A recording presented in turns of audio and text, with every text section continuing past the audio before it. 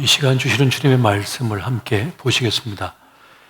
디도서 3장 3절에서 8절까지 말씀입니다.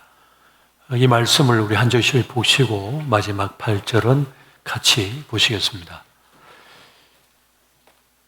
우리도 전에는 어리석은 자요, 순종하지 아니한 자요, 속은 자요, 여러 가지 정욕과 행락의 종로로 탄 자요, 악독과 투기를 일삼은 자요, 가정스러운 자요, 피차 미워한 자였으나 우리 구주 하나님의 자비와 사람 사랑하심이 나타날 때 우리를 구원하시되 우리가 행한 바 의로운 행위로 말미암지 아니하고 오직 그의 국률하심을 따라 중생의 씻음과 성령의 새롭게 하심으로 하셨나니 우리 구주 예수 그리스도로 말미암아 우리에게 그 성령을 풍성히 부어주사 우리로 그의 은혜를 힘입어 의롭다 하심을 얻어 영생의 소망을 따라 상속자가 되게 하려 하심이라.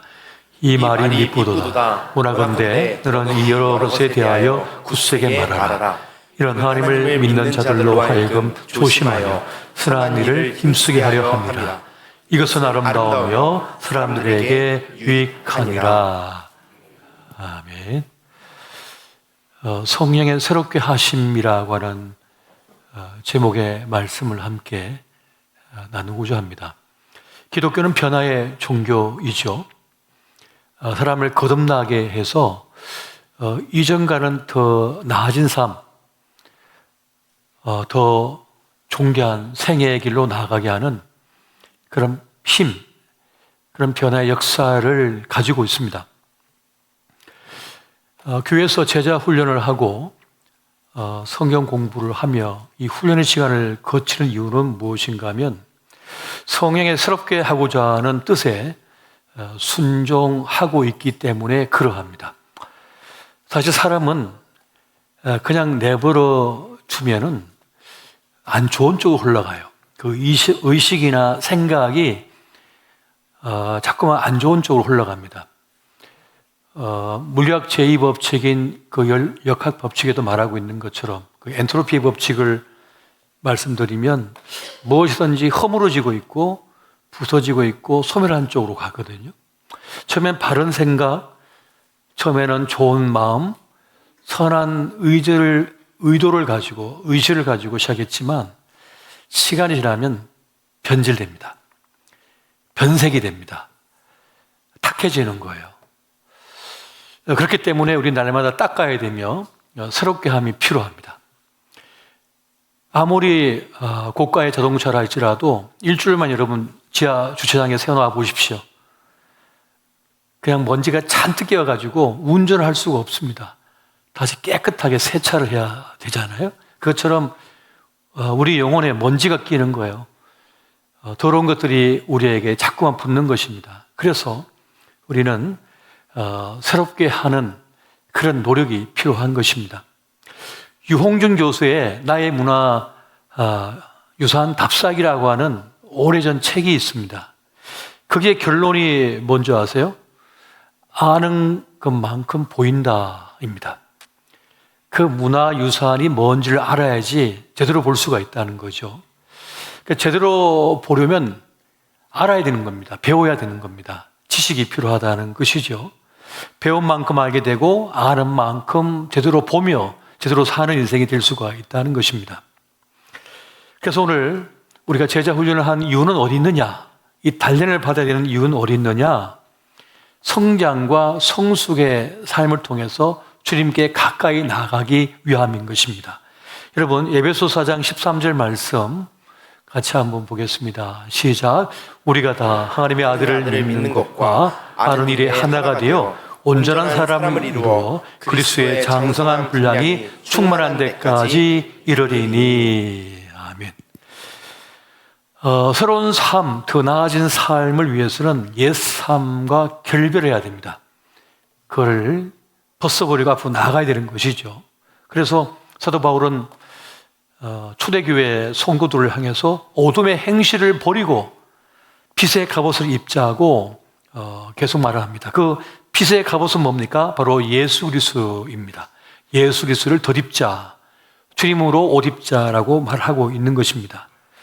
허망한 욕심을 따라 살다가 끝나는 인생 되지 말라는 거죠. 헛된 싸움하다가 소멸하지 말라는 겁니다. 엉뚱한 길 향해 가다가 인생을 망가뜨리지 말라는 말씀인 거죠. 그래서 우리가 나아가야 할 방향은 분명합니다. 예수 그리스도라고 하는 표대, 그분을 향하여 나아가야 된다는 것을 말씀해 주고 있습니다. 에베소서 4장 22절부터 24절까지의 말씀 같이 한번 보겠습니다. 시작. 너희는 유혹의 욕심을 따라 썩어져가는 구습을 따르는 옛사람을 벗어버리고 오직 너희 심령이 새롭게 되어 하나님을 따라 의와 진리의 거룩함으로 지으심을 받은 새 사람을 입어라. 아멘. 새 사람을 입으시기 바랍니다. 새롭게 변화된 거듭난 그런 삶을 살아갈 수 있어야 됩니다. 어떻게? 성령으로 새롭게 되어야만 한다는 것이죠. 우리의 변화된 삶, 우리의 나아진 삶, 우리의 더 멋진 삶은 어떻게 이루어지게 되는 것일까요? 애플을 만든 스티브 잡스가 한 번은 스탠포드대 그 졸업 연설을 맡아서 그런 말을 했습니다. 우리 인생에는 중요한 인생의 지점들이 있다는 거예요. 여러 인생의 지점들이 있습니다. 그런데 그 점들이 서로 연결되어 있대요. 아무것도 아닌 것 같은 그 연결됨이 자기 인생의 새로운 변화를 만들어내더라는 말을 하고 있는 것입니다. 때로는 그것이 버림당함일 수도 있고요. 상처받음이 될 수 있고요. 때로는 포기함도 될 수가 있습니다. 스티브 잡스의 삶이 그랬잖아요. 그런 할아버지 할머니 손에서 자랐잖아요. 그러니까 어릴 때부터 상처가 있었던 거예요. 아픔이 있었던 거예요. 그리고 태학도 중간에 포기했잖아요. 주차장에서 처음 일을 시작했잖아요. 그런 많은 인생의 지점들이 있다는 거예요. 그런데 그걸 쭉 이어가 보니까 결론적으로 보면 지금의 자신을 만들어냈다는 그런 이야기를 하는 것입니다. 그러니까 무엇을 선택하든지 무엇을 경험하든지 어떤 걸 선택하든지 간에 그것이 배짱이든지 운명이든지 커럼하든지 믿음이든지 간에 그것이 미래로 연결되어 있다는 거예요. 그래서 이것을 명심해야 된다는 것을 말씀하고 있습니다. 그것처럼 하나님께서는 우리를 빚어가십니다. 인생의 여러 지점들을 통해서 연결시켜서 더 나아진 삶, 더 위대한 삶으로 우리의 걸음을 이끌어가고자 원하셔요. 이것이 하나님의 뜻이고 하나님의 의지이십니다. 그냥 그렇게 있다가 폭삭 부서져서 끝나는 게 아니라 세상은 우리의 실패, 우리의 망가짐을 통해서 이득을 취하려고 하는 일이 많습니다. 한번 생각해 보십시오. 마약 판매자들은 무엇을 이득을 취합니까? 그 인생에 계속 그것에 머물러 있으면서 스스로를 파괴하는 걸 통하여 이득을 취하잖아요. 좀 이런 말은 좀 죄송합니다만 주류를 판매하는 분들 기분 좋게 하기 위해서 주류를 판매합니다만은 술에 임 바뀔수록 그들은 어떡합니까? 이득을 취하는 거 아니겠어요? 그런 것처럼 세상에는 우리의 실패, 우리의 아픔, 우리의 문제, 우리의 고통을 통하여 이득을 꾀하려고 하는 일들이 많이 있습니다. 하지만 하나님께서는 어떤 분이십니까? 그렇게 끝나는 인생이 되지 않도록 하기 위하여 우리를 빚어가시는 분이에요. 이끌어내신 분이에요. 그래서 하나님은 우리를 만나게 하신 겁니다. 우리의 만남을 통하여 신앙의 역동이 일어나게 하고 더 나아진, 더 멋진 그 삶을 추구하게 만듭니다. 그 만남을 통한 시너지 효과가 일어나는 거죠. 저도 우리의 선배 목사님들, 또 우리 원로 목사님이나 이런 앞선 어르신들을 보면서 나도 저렇게 멋진 목회를 해야겠다, 이렇게 훌륭한 목회자가 되겠다, 더 나은 목사가 되야겠다라고 하는 의지를 다지거든요. 그래서 제 스스로를 단련하고 제 스스로를 돌아보고 더 갈고 닦는 노력을 기울입니다. 그 만남이 없었다면 이런 일이 벌어지지 않겠죠. 하나님께서 그렇게 우리의 만남을 통해서 더 나은 내일을 주시고자 하는 것입니다. 그러한 의미에서 이 제자 훈련, 일대 제자 양육이라고 하는 이것은 매우 놀라운 가치, 뜻을 가지고 있는 것입니다. 그래서 1대1 제양육을 하는 또 제자 훈련을 하고 있는 많은 분들에게 이 말씀을 드리고 싶어요. 먼저는 첫 번째는 오래 참는 사람이 되었으면 좋겠다는 생각입니다. 한번 따라해 보십시오. 오래 참는 사람이 됩시다. 오래 참는 사람이 됩시다. 여러분 데살로니가전서 5장 14절 말씀 같이 한번 읽어볼게요. 자, 시작. 또 형제들아 너희를 권면하노니 게으른 자들을 공개하며 마음이 약한 자들을 격려하고 힘이 없는 자들을 붙들어주며 모든 사람에게 오래 참으라. 사람을 키워내려면요 오래 참아야 됩니다. 기다려줘야 돼요. 당장에 되는 것은 없거든요. 제가 어릴 때 그 아버지 얘기를 가끔 드리는데 제 아버지에게 서운한 게 있어요. 왜냐하면 저희 아버지는 매우 엄하신 분인데 한 번밖에 안 보여줘요, 뭐든지. 그럼 그대로 하라는 거예요. 한 번 보고 똑같이 할 수 있으면 베테랑이고 고수겠죠. 근데 안 되잖아요. 근데 아버지 마음에는 이 아이를 빨리 훈련시켜갖고 제대로 막 빨리 성장시키고 니까 마음이 급하니까 한 번 딱 보여주고는 그대로 못하면 막 혼을 내셔갖고 제가 자주 혼이 나가지고 좀 서운해요. 나중에 천국 가면은 왜 이렇게 혼내셨냐고 물어보고 싶어요. 여러분 항소를 이렇게 밖에 끌고 나와가지고 말뚝에 묶잖아요. 그러면 그 묶는 게 대충 묶어서 될까요?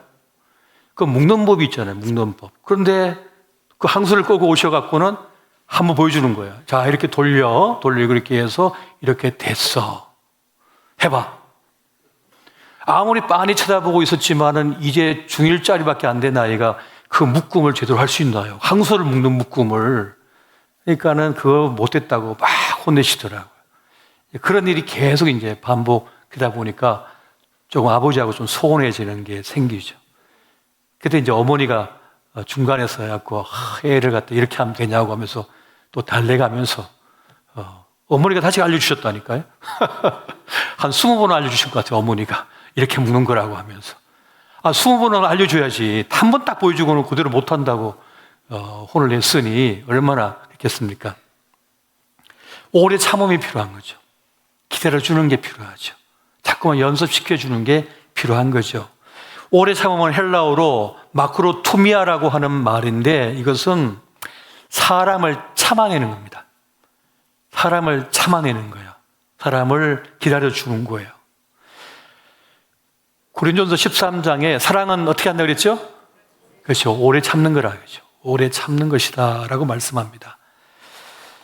이 오래 참음이 없다면 사람을 키워낼 수가 없는 것입니다. 오래 참음이 없으면 교회가 되지를 않아요. 교회도 사람을 기다려주고 참아주고 인내해 주어야만 하는 것입니다. 아무리 능력이 탁월해도 실력이 뛰어나도 사람을 기다려주고 아껴주고 키워내지 못하면 소용이 없습니다. 교회는 던들이 세워질 수가 없는 거예요. 그래서 목회자의 덕목, 우리 중직자, 또 리더십들의 중요한 책임이 뭐냐면 사람을 오래 참아주는 겁니다. 기다려주는 그 덕목이 되겠습니다. 두 번째는 어찌하든지 선을 택하는 것입니다. 한번 따라해 보십시오. 어찌하든지 선을 택하라. 선을 택하라. 어찌하든지 선한 쪽으로 우리는 선택을 해야 됩니다. 데살로니가전서 5장 15절 말씀 같이 한번 볼게요. 자, 시작. 삼가 누가 누구에게든지 악으로 악을 갚지 말게 하고 서로 대하든지 모든 사람을 대하든지 항상 선을 따르라. 아멘. 선한 쪽으로, 좋은 쪽으로 생각을 해야 된다는 것입니다. 사실 교회 생활에서 상처 있는 것 대부분은 사소한 것들입니다. 교회에서 집사님이 수억을 벌어와야겠어요? 그런 거 전혀 없어요. 사업을 따와야겠습니까? 교회 집사님이? 교회에서는 그런 것 때문이 아니에요. 아주 사소한 것, 별거 아닌 것 때문에 상처 있고 분노를 하게 됩니다. 왜 그럴까요? 그 이유는 기대하는 바가 크기 때문입니다. 우리는 교회에 대한 기대가 커요. 교회에 대한 기대가 큽니다. 사랑을 크게 기대해요. 위로를 크게 기대하고 인정받음을 크게 기대해요. 회사에서 그런 거 원하지 않거든요. 여러분 직장에서 그거 원치 않잖아요. 교회에서만 요구하는 게 있습니다. 그건 사랑입니다. 그 돌봄입니다. 인정임입니다. 보호해줌입니다. 근데 그 기대가 크다 보니까 실망도 큰 거예요. 그 실망이 큰 거예요. 그래서 교회에 와서 안식을 누리고 싶거든요. 교회에 와서 평안을 누리고 싶거든요. 교회에 와서 소망을 얻고 싶거든요. 그런데 소망은커녕 위로는커녕 평안은커녕 기분을 상하게 만들어요. 어떤 일들 때문에. 그래서 그 기대가 크다 보니까 이거 없네. 이 교회 사랑이 없네. 안식이 없네. 평안이 없네 하면서 실망하게 되는 겁니다. 그래서 교회에서 해야 될 가장 중요한 덕목 가운데 하나는 선한 쪽으로 흐르게 해야 된다는 겁니다. 그 물결이 선한 쪽으로 흐르게 하는 거예요. 선을 선택한다는 말은 보복하지 않는다는 말입니다. 앙심을 품지 않는다는 겁니다. 봐준다는 겁니다. 용서해 준다는 겁니다. 이해해 준다는 겁니다. 이것이 되어질 때 교회는 교회다운 모습으로 나아가는 거예요. 그래서 우리가 양육하든지 제자 훈련을 하면서 그분의 선한 면, 그 사람의 가능성을 자꾸만 북돋아주고 그거를 끌어내줘야 되거든요. 우리 각자는 가지고 있는 특별한 달란트, 재능들이 있습니다. 숨겨진 가능성이 있는 거예요. 그거를 기다려주면서 그걸 끄집어내주는 거예요. 선한 쪽으로 이해해 주는 거죠. 그래서 그를 성장시킬 수가 있는 것입니다. 우리 안에는 나를 제대로 알아주지 않았다는 섭섭이가 있습니다. 섭섭함이 있어요. 섭섭함이 있습니다. 목사님께도 늘 섭섭한 게 있잖아요. 섭섭한 게 있어요. 장로님에게도 섭섭함이 있어요. 왜 이걸 알아주지 않는가? 왜 내 손 한 번 더 안 잡아주는가? 왜 나에게 따뜻한 말 더 한마디 안 해주는가? 라고 하는 그런 섭섭이가 있는 것입니다. 그러다 보니까 내 안에 때로는 보복심이나 복수심, 뒷담화하는 일들이 발생하게 됩니다. 온갖 말들 던지고 그냥 사라져버려요. 그게 다 서운함, 섭섭이 때문에 그렇거든요. 그런데 우리는 모든 일을 마무리 지을 때 항상 선한 쪽으로 가도록 해야만 합니다. 선으로 그 결말이 나도록 해야 되는 거예요. 그렇게 되려면 어떻게 됩니까? 리더들, 일꾼들, 인도자들은 손해볼 각오를 해야 됩니다. 때로는 억울한 말을 들을 각오를 해야 됩니다. 그렇게 하지 않으면 사람을 키워낼 수가 없어요. 돌볼 수가 없어요. 교회를 지켜낼 수가 없습니다. 무엇이든지 선한 쪽으로 마무리가 되도록 각오를 하고 마무리를 지어야 되는 겁니다. 그런 의지가 필요한 거예요.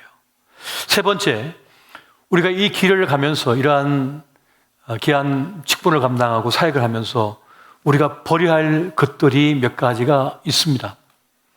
한번 따라해 보십시오. 우리에게는 버려야 될 것들이 있다. 첫 번째는 어리석음입니다. 어리석다는 이 말은 깊이 생각하고 마음으로 깨닫는 것이 없다는 뜻입니다. 어리석은 것은요. 그러니까 내가 깊이 생각하고 깨닫지를 못하고 남들이 하는 말이나 세상의 그냥 풍조, 말들에 그냥 나를 맡겨버린다는 거예요. 결코 우리는 어리석음에 머물러 있어서는 안 되는 것입니다. 제자훈련을 통해서 또 말씀을 연구하고 훈련받음을 통해서 일어나는 일은 뭡니까? 우리가 매우 지혜로워지는 겁니다. 말씀 깊이 깨닫는 거예요. 그래서 어리석음에서 벗어나게 되는 것입니다. 세상의 말에 휩쓸리는 사람이 되지 않는 겁니다. 두 번째는 순종하지 않음이라고 하는 것입니다. 순종하지 않음은 뭐냐면 하나님의 뜻을 신뢰하지도 않고 따르지도 않는다는 것을 말하는 거예요. 귀담아 듣지 않는다고 하는 것이거든요. 순종하지 않음이 아니라 순종하는 삶이 되도록 해야 된다는 것입니다. 불순종을 버려야 된다는 거죠. 말씀이 주어지면 말씀에 순종하는 삶을 살아가야 된다는 것입니다. 많은 사람들이 자기 감정에만 휩싸여 있습니다. 인간은 이성적인 존재 같지만 사실은 감정적인 존재거든요. 그래서 기분에 휩싸여가지고 기분에 따라서 이성적으로 논리를 갖다 대야 돼요. 결론을 내려버려요. 그러니까 자기 감정에다가 다른 논리를 갖다 붙이는 거죠. 그래서 합리화를 하는 겁니다. 그것이 아니라 우리는 주의 말씀 앞에서 나를 내려놓고 따를 수가 있어야 된다는 것입니다. 세 번째는 미혹당함이라고 하는 것입니다. 우리가 버려야 될 것, 이겨내야 될 것이 뭐냐 하면 미혹당함이라고 하는 것이에요. 세상의 말이나 가치에 미혹당하면 자기 몫의 삶을 제대로 살아갈 수가 없게 됩니다. 그게 붙들려 버려서 말인 것이죠. 그래서 자기 인생의 소중한 자원을 고갈시켜버립니다. 자기의 젊음도, 자기의 건강도, 자기의 가정도 다 고갈시켜버려요. 그래서 우리는 말씀의 빛 앞에 설 수 있어야 되는 것입니다. 사실 많은 이들이 세상의 논리나 세상의 가치가 그럴듯하게 들리다 보니까 그게 혹해버려요. 그게 그냥 따라가 버리는 그런 행동을 할 때가 많습니다. 그래서 우리는 진리이신 하나님 말씀을 붙들고 살 수 있어야 되는 것입니다.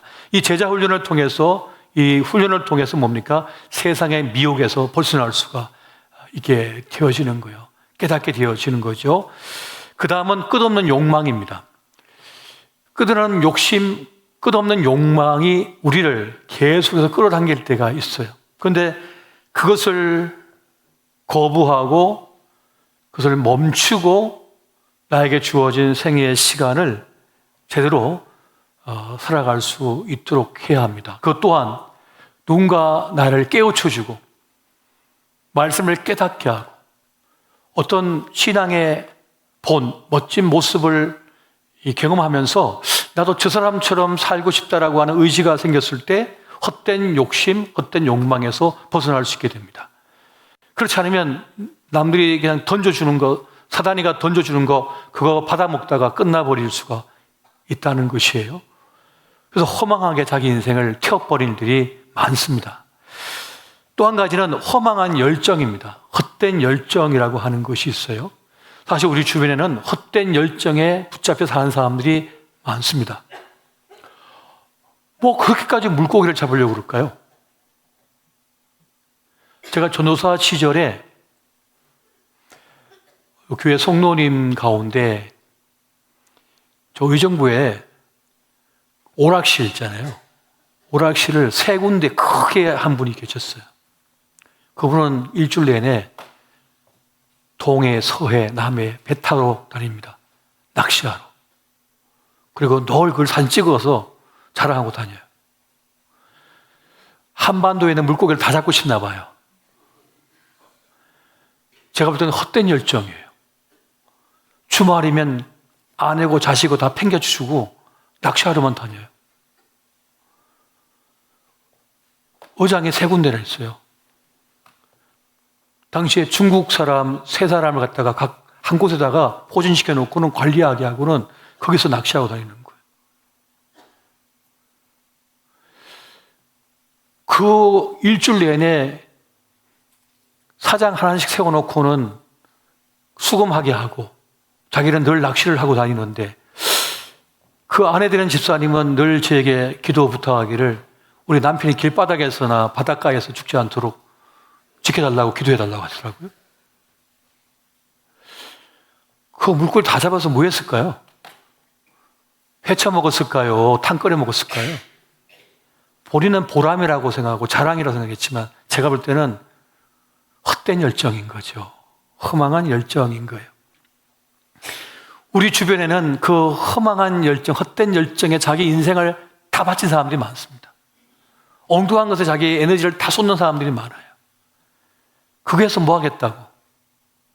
그런데 그것을 깨우쳐주고 깨닫게 하고 알게 하는 어떤 작업이 필요한 거예요.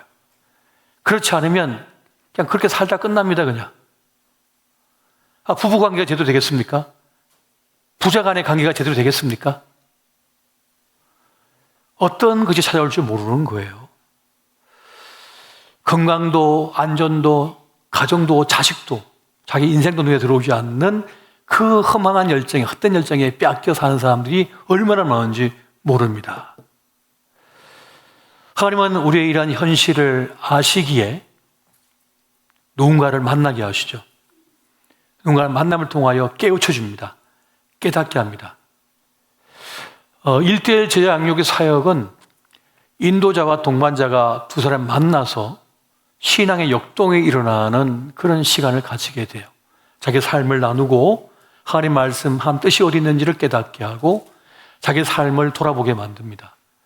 그리고 더 나은 신앙의 길, 삶의 길, 그리고 하나님이 누구신을 깨닫게 하는 거죠. 바로 그 걸음을 걷게 하는 것입니다. 이것이 바로 하나님께서 우리를 새롭게 하시고자 하는 의지를 가지고 행하시는 일들이 되어지는 것입니다. 내적 시호셈이나 이 사역도 마찬가지 아닙니까? 지난 과거의 상처, 아픔을 하여 소멸되는 인생을, 부서지는 인생을, 꺼져가는 그 불꽃을 갖다가 다시 살려내기 위한 작업이잖아요. 그런데 그냥 혼자 됩니까? 만남을 통하여, 어떤 돌봄의 작업을 통하여, 만지심을 통하여, 그를 깨닫게 함을 통하여, 그래서 그 직면하고 자신을 바꾸고자 하는 의지를 가지고 나아가는 거잖아요. 이 작업이 반드시 필요하다는 거예요. 그런데 그것을 어떻게 이룹니까? 성령의 새롭게 하심의 역사를 통하여 마음을 바꾸고 생각을 바꾸고 사상을 바꿔버리는 거죠. 삶을 바꿔버리는 겁니다. 에스겔은 그것을 아주 분명하게 우리에게 말씀해 주고 있습니다. 그걸 또한 구원이라고 말씀하고 있습니다. 에스겔 36장 25절부터 27절까지 말씀 보겠습니다. 같이 봅니다. 시작. 맑은 물을 너희에게 뿌려서 너희로 정결하게 하되 곧 너희 모든 더러운 곳에서와 모든 우상 숭배에서 너희를 정결하게 할 것이며 또 새 영을 너희 속에 두고 새 마음을 너희에게 주되 너희 육신에서 굳은 마음을 제거하고 부드러운 마음을 줄 것이며 또 내 영을 너희 속에 두어 너희로 내 율례를 행하게 하리니 너희가 내 규례를 지켜 행할지니라. 아멘. 모든 더러운 것, 우상 숭배, 헛된 것에서 우리를 정결하게 하시는데 어떻게 하느냐?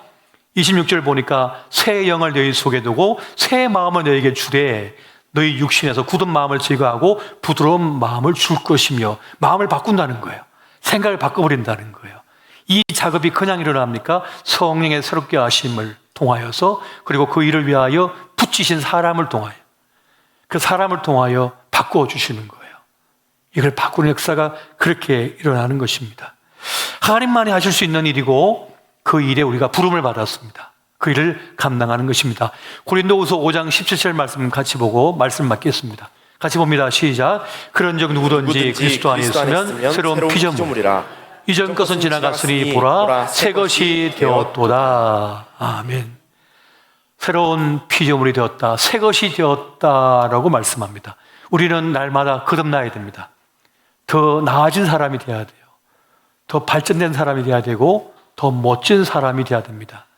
더 나아진 인생이 되어져야만 합니다. 지난 금요, 그 전주의 금요 기도회 시간에 남자의 소명과 여자의 소명에 대해서 말씀을 전했습니다. 사실 그 말씀 준비로 제가 엄청 몸살이 났습니다. 그 말씀 준비가 쉽지 않아가지고 자료를 찾고 또 준비하면서 몸이 아팠어요. 그리고 그 말씀을 들은 분들이 저한테 이제 피드백을 주시더라고요. 그리고 너무 많은 도전을 받았다는 분도 계시고, 남자가 뭔지 몰랐다는 거예요. 남자의 소명이 뭔지 깨닫지 못했다는 거예요. 성경적으로 말하는 남자의 길이 뭔지 몰랐다는 거죠. 어떤 분은 또 여자의 소명, 여성이 얼마나 중요한 존재라고 하는 사실을 새롭게 깨닫게 됐다는 말씀을 하신 분도 계셨어요. 그러니까 서로 모르는 거예요. 내 남자인데 남자가 뭔지도 모르고, 또 내 아내가 여자인데 내 딸이 여자인데 여자에 대해서 잘 몰랐다는 거예요. 그냥 세상의 지식으로만 살았다는 거죠. 그렇게 성경의 말씀, 진리를 통하여 내가 누군지, 우리 가족이 누군지를 깨닫는 그 길이 필요하다는 것이죠. 그렇게 하나님께서는 우리를 더 깊은 믿음의 사람, 더 나아진 생애의 길로 이끌고자 원하십니다. 오늘 특별히 이 제자훈련 일대 양육 시간을 통해서 수고하신 우리 인도자들 또 함께 동반자에게 하나님의 축복이 임하기를 원하고 우리 모든 성도가 귀한 사에게 함께 협력하여 주의 선한 일을 이루기를 예수 이름으로 축원드립니다.